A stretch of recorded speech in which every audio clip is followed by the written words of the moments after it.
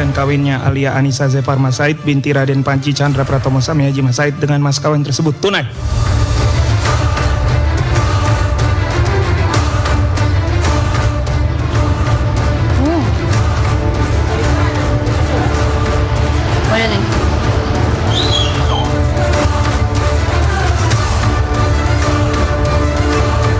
Jadi itu rumah memang rumah anak-anak dengan Minda dan Manjinya gitu. Cuma yang tinggal di sana itu anak-anak dan Minda.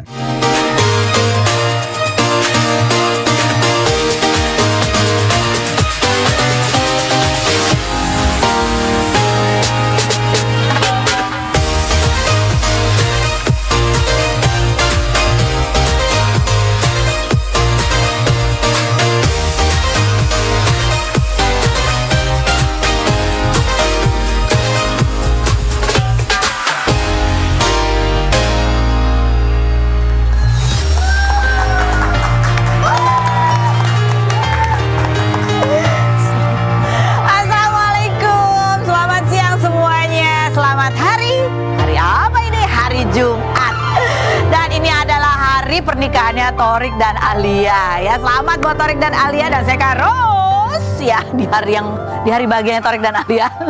Juga bahagia menemani Anda di acara Rumpi No Secret. Mwah. Bersama Mas Vicky di pojok sana yang juga menemani kita hari ini sudah hadir Pak Ustadz Maulana. Assalamualaikum Pak Ustadz. Dan Ibu Yayu Paes. Assalamualaikum. Iya, mereka datang karena sebentar lagi juga kita akan ada bukan ngobrolin doang ya, bukan akan ada pernikahan di sini ya, bukan ya. Tapi seperti biasa kita ke pojokan dulu untuk membahas apa sih yang lagi ramai diperbincangkan, baik itu datang dari dunia nyata maupun dari dunia maya.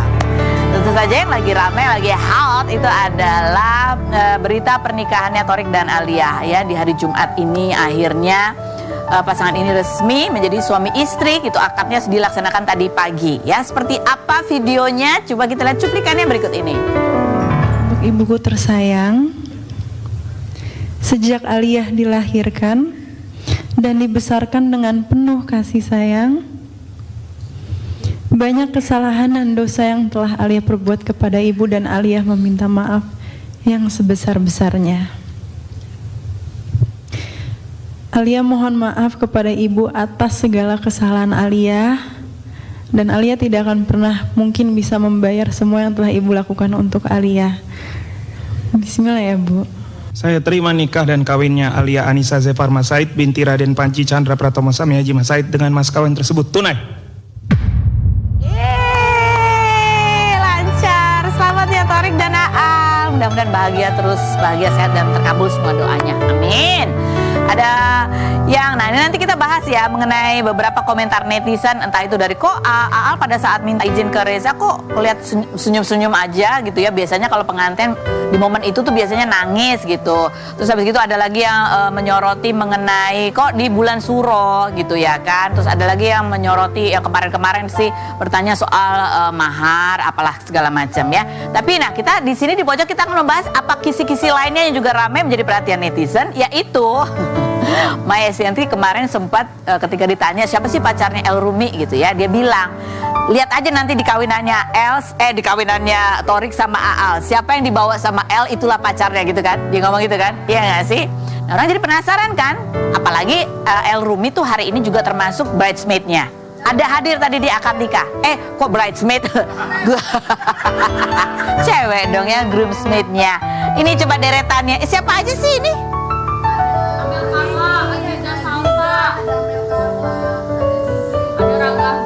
Oh, ceweknya itu ya. Tapi ada Syifa Haju nggak? Oh, belum ada yang kelihatan. Kan kemarin lagi rame tuh Syifa Haju yang dijodoh-jodohin sama El. Terus habis itu sama siapa sih? Siapa? Echa. Terus siapa lagi sih?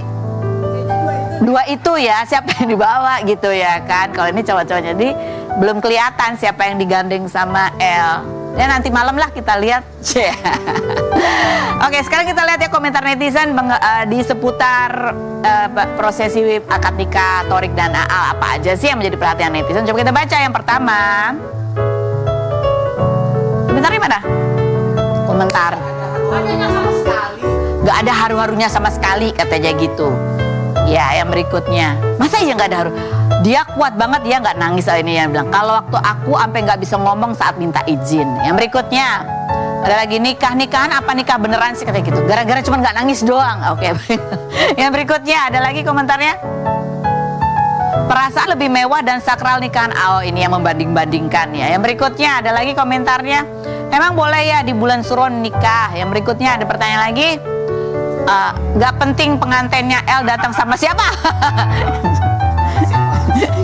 Ya emangnya netizen itu ya.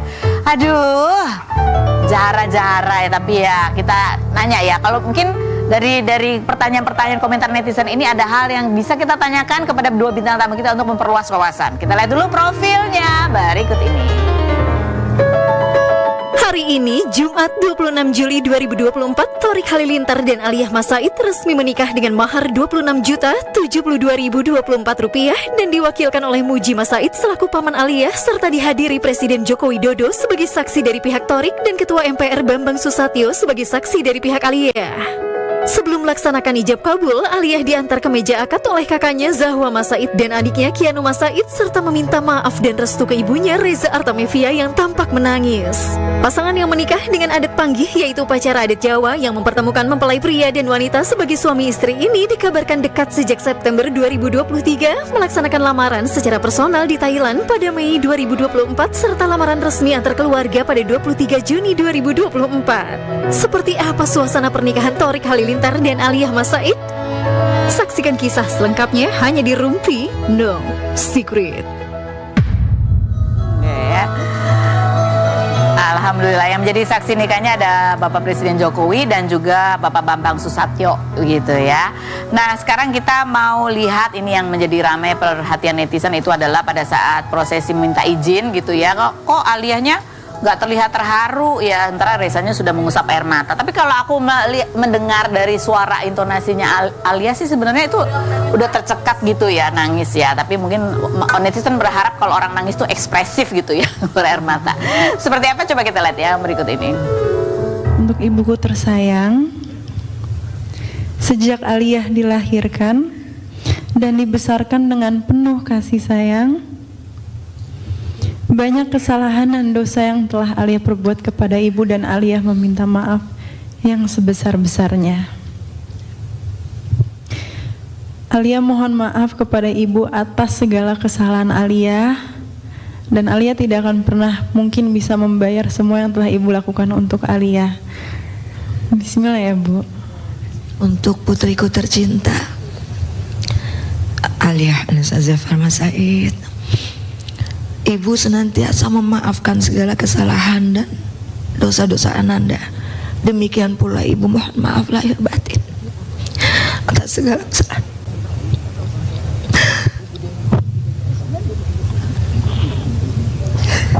Ini tangisan bahagia ya. Ibu doakan semoga pernikahan Aliyah dengan calon suami Abang Thorik mendapatkan keluarga yang bahagia, lahir batin dunia akhirat. Ini videonya diambil dari mana sih? Dari streamingnya ya. Jadi emang ini satu sumbernya cuma ini dong ya, ya kan? Ya aku bingung sama netizen ya. Kalau bisa bilang katanya AA nggak nangis ya. Itu pada saat Reza ngomong kan dia emang terharu ya. Tapi kan wajah AA ketutupan peci. Jadi kita nggak bisa lihat kan sebenarnya dia terharu atau enggak. Benar nggak sih Pak Ustaz? Kalau kita lihat gini ya, anak laki-laki itu milik ibunya, anak perempuan milik ayahnya. Maka pada saat seperti prosesi pernikahan itu, akad nikah itu biasanya kalau anak minta izin kepada ayah itu yang paling deras nangisnya. Oh, bukan jadi, ke ibu ya? Bukan ke ibu. Oke. Nah, jadi bedakan antara izinnya seorang anak perempuan kepada ayah dan minta izinnya anak perempuan kepada ibunya. Nah, karena sekali lagi anak perempuan itu milik ayah. Anak laki-laki milik ibu. Maksudnya milik tuh gimana Pak Ustadz? Tidak boleh seorang wanita menikah tanpa izin daripada ayah. Anak laki-laki milik ibunya sampai kapanpun anak laki-laki itu tetap berbakti kepada ibu. Maka kalau kita melihat biasanya yang nangis itu kalau anak laki-laki minta izin ke ibunya. Itu lebih deres ya? Lebih deres. Anak perempuan minta isi sama ayahnya. Lebih karena deres. cinta pertamanya adalah sosok ayahnya. Oh gitu. Nah itu kalau dari sisi Pak Ustadz ya. Ya. Kalau dari sisi Bu Yayu nih, Bu Yayu kan udah lama nih ya. Berapa puluh tahun Bu jadi pais pengantin? Kurang lebih 8-9 tahun. 8-9 tahun. Pernah juga lihat nggak sih ada pengantin yang itu kayak Aal gitu yang haru tapi nggak kelihatan gitu air Sering. matanya jatuh. Oh sering ya? Sering. Iya, sering. Jadi gini, sebelumnya itu sebelum ada pernikahan itu ada izin. Seperti waktu di lamaran. Oh iya. Terus seperti di siraman, pengajian. Jadi kadang ada pengantin nanti pas waktu akad nikah saya biar tampil cantik, saya happy, saya nggak mau nangis biar make upnya nggak rusak seperti itu karena udah dihabiskan di waktu sebelum akad nikah seperti itu. Jadi udah ada beberapa kali prosesi minta izin ya. Iya betul. Jadi pada saat akad dia kayak aku tahan-tahan gitu ya. Betul. Bukan berarti nggak nangis nggak terharu. Iya, tetap mungkin ditahan. Ditahan. Iya. Jadi gini, mohon maaf, nangis itu bukan dari air mata. Nangis itu di hati. Mata itu hanya tempat keluarnya air mata. Karena ada orang menangis bahagia. Iya, tadi yang seperti kata Reza ya. Jadi tidak semua orang menangis itu sedih. Jadi jangan berharap menangis itu. Ada orang menangis, makanya disebut qurratul ayun. Mata air matanya itu. Kenapa? Kebahagiaan.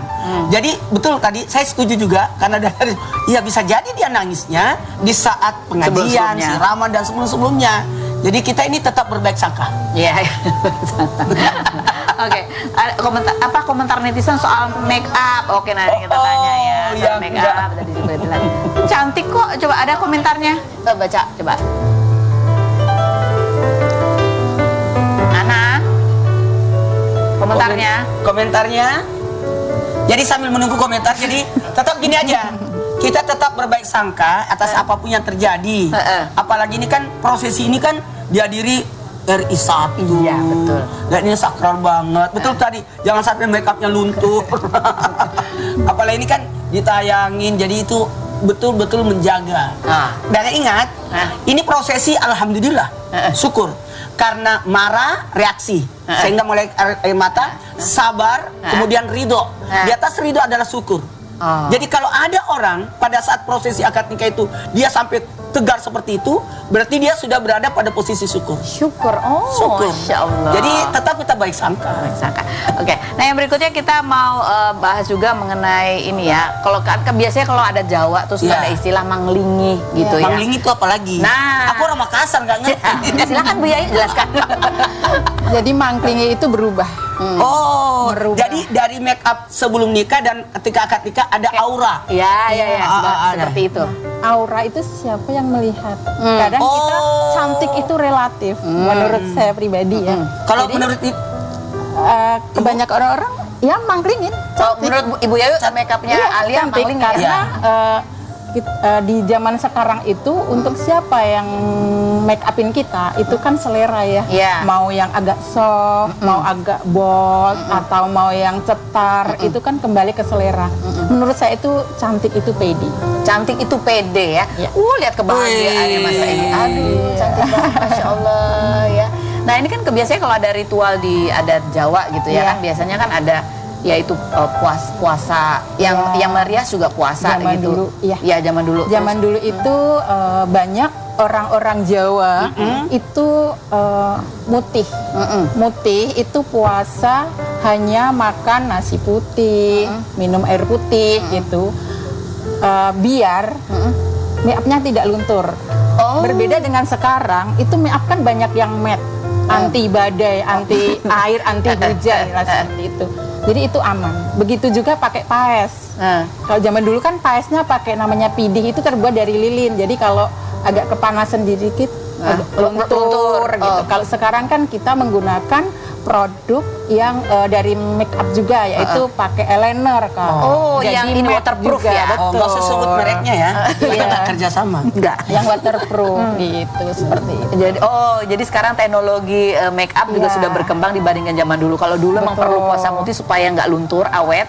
Kalau sekarang nggak perlu juga tetap bisa dengan teknologi itu ya. Berhubung dengan kemarin adanya COVID itu membantu banget. Pertama itu harus bahagia. Harus bahagia. Yang kedua kita harus cukup tidur, istirahat, cukup dengan makan yang asupan makan yang cukup, yang sehat seperti itu. Jadi di pas hari H itu happy. Ada nggak amalan-amalan kayak sholat Sebelum make up? Kalau mau puasa, kalau saya pribadi itu untuk menyarankan kalau kita Muslim ya Senin Kamis. Ustaz. Senin Kamis. Ini gimana komentar make upnya? Ini lihat make upnya cantik ya. Bagus kok. Iya. Iya. Kok aku jadi hostnya? Iya, benar sekali. Ini kalau kita lihat dari sini sih, masya Allah ya. Tuh bahagia banget ya.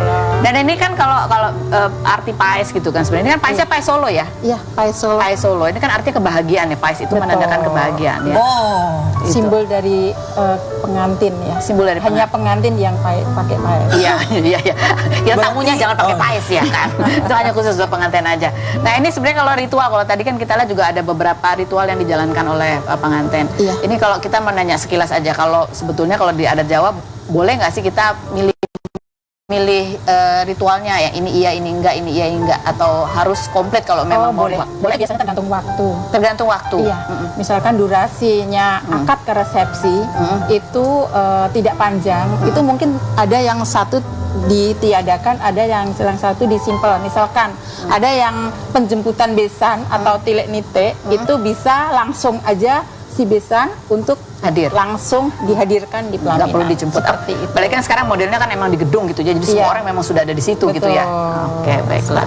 Nah ini pertanyaan lagi dari netizen adalah mengenai bulan Suro. Ada yang nanya, emang boleh ya menggelar pernikahan di bulan Suro ya? Bulan Suro itu kan ini karena haram. Kalender Islam sama kalender Jawa kan sama-sama berdasarkan perputaran bulan gitu. Perputaran bulan. Jadi kalau begini, kalau dalam Islam tidak ada yang tidak boleh. Tidak ada yang tidak boleh. Ya. Semua hari baik. Semua hari baik. Apalagi hari ini hari Jumat kan. Oh ya. Paling bagus menikah di hari Jumat.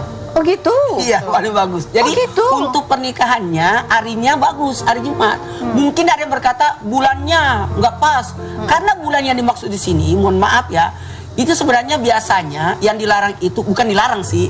Sebaiknya jangan itu di tanggal 10 Muharramnya. Kenapa? Karena di saat itu banyak ritual, banyak kegiatan adat, apalagi mandiin kris dan sebagainya. Tapi kalau di Islam tidak ada masalah. Di Islam nggak ada masalahnya. Semua hari baik. Semua hari baik. Jumat lebih baik. Lebih baik. Oh, walaupun bulan yang dipilih sebenarnya memang ada beberapa bulan yang sangat dianjurkan untuk menikah. Misalnya? Seperti di bulan Syawal. Syawal, oke. Sebagaimana Nabi menikah di bulan Syawal bersama Aisyah, atau menikah di bulan Rabiul Awal dan sebagainya. Tapi kalau menikah di bulan Muharram tidak ada masalah. Kalau misalnya di bulan Ramadan lebih hemat. Lebih hemat. Ya iyalah mau puasa orang jadi nggak ada prasmanan. Boleh. Di bulan Ramadan menggelar pernikahan nggak ada masalah. Nggak ada masalah. Nggak ada masalah. Larangan. Oke, berarti nggak ada masalah ya. Nah, kalau dari sisi Islam, nah kalau dari adat dari Jawa gitu kan? Ya Jawanya dulu. Jadi zaman dulu itu Suro itu hanya dimiliki kerajaan. Yang berani mantu istilahnya kayak gitu, punya gawe seperti itu. Oh, hanya kerajaan yang berani. Ya, makanya karena di bulan Suro itu dilarang yang lain mengadakan acara. Karena hanya boleh keluarga kerajaan gitu ya. Betul. Tapi untuk sekarang kan modern ya, maksudnya kesininya kesibukan orang beliau zaman sekarang sama zaman dulu itu beda. Terus kita kan juga bukan hanya orang Jawa juga punya agama Islam misalkan kayak gitu. Menikahkan itu segera gitu kan lebih baik. Seperti itu. Jadi sebenarnya itu kalau dari sejarahnya kita tengok ke belakang itu karena yang berani itu hanya keluarga kerajaan, makanya yang lain ya menghindari bulan itu. Nggak ada kepercayaan bulan ini bulan jelek nih nggak bagus.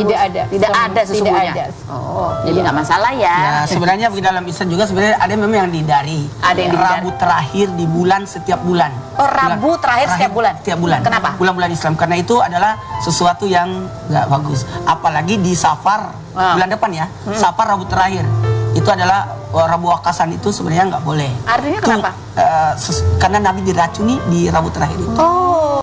Jadi sebenarnya ada memang, tapi selama kita membaca doa, zikir, segala sesuatu yang mungkin namanya pamali ya kan, fi'il madi, kata kerja bentuk lampu, pernah terjadi kegiatan seperti ini bisa menghancurkan rumah tangga. Tapi kita bersangka baik, tapi sangkaan kita kan bagus, nikahnya di hari Jumat, jadi aman. Oh gitu ya. Kalau lihat berarti kita belajar dari yang lampau-lampau itu dihindari supaya tidak terulang gitu kan. Iya. Tapi sebetulnya pada dasarnya semua atas izin Allah. Iya. Dengan berdoa ya insya Allah juga karena kan nih, perlu dijaga. jangan ngadain acara di bulan Suro. Karena bulan Suro itu banyak kegiatan adat. Itu aja. Sekarang kan orang menikah kan jangan menikah di tanggal tua. Nah iya. Karena ya kasihan tamu-tamunya nanti ngasihnya kan Ya. gimana ya kan? Untuk ngasih hadiahnya kan bingung ya. Tanggal berapa? Tanggal berapa sekarang sih? Sekarang iya tanggal Oh, 26. pas gajian. Aman. Iya, aman. Jangan orang kan menikah sekarang apa? Lihat jadwal gedung. Oh iya betul. Itu. Oh, iya, tapi hari Jadi Jumat aman. adalah hari yang baik ya. Hari yang Oke. baik, Jumat. Yang berikut juga yang mau kita tanyakan untuk perluas wawasan kita adalah yang menjadi wali nikahnya karena ayahnya Alia kan sudah meninggal ya. Lalu sebagai wali nikahnya adalah kakaknya ya. Dan orang ini jadi pertanyaan ini kalau sebenarnya secara hukum aturannya tuh gimana sih? Karena dia kan juga punya adik laki-laki. Ya. Nah, mana sebetulnya yang diutamakan? Sebenarnya kalau berbicara tentang urutan, satu, urutannya adalah ayah. Ayah. Ayah kemudian saudara laki-laki, kan nggak punya saudara laki-laki.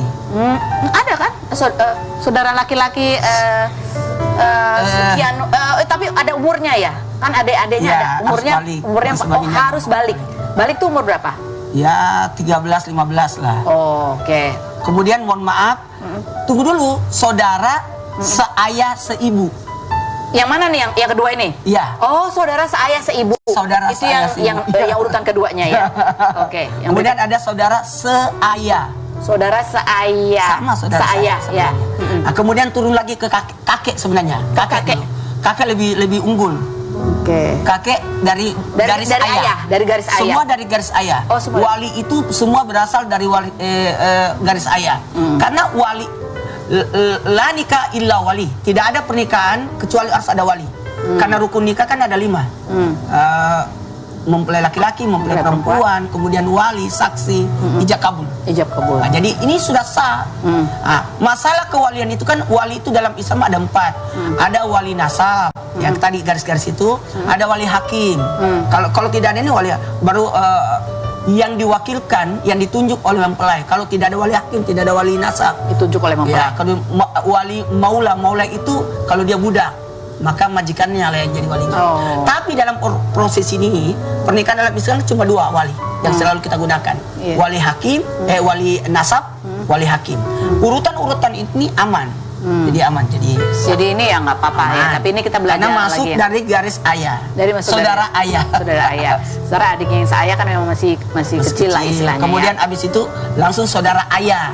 Saudara seayah seibu ya. Saudara seayah Baru seibu. saudara ayah seayah tanpa seibu. Kemudian jatuh lagi ke anaknya saudara seayah seibu. Turun terus seperti itu. Jadi ada banyak ya. Ada banyak turun. Tapi mendahulukan dulu ayahnya, kakeknya, saudara seayah, saudara seibu, baru saudara seayah toh.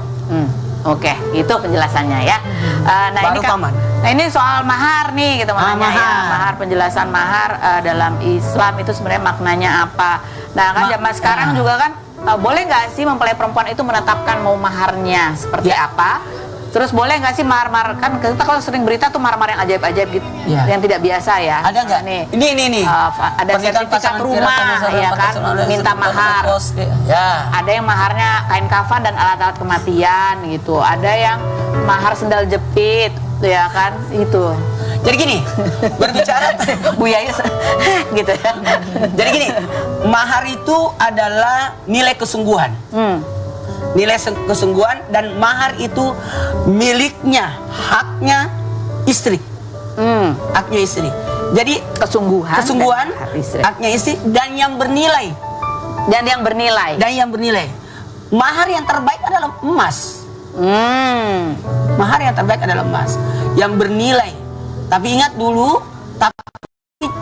muda, laki-laki yang baik adalah laki-laki yang memberikan mahar yang bagus. Dan wanita yang terbaik adalah wanita yang memudahkan maharnya, tidak mempersulit. Tapi ingat, mahar itu harus yang bernilai. Bernilai itu artinya bisa menjadi nilai tukar. Sekalipun bukan rukun tapi wajib.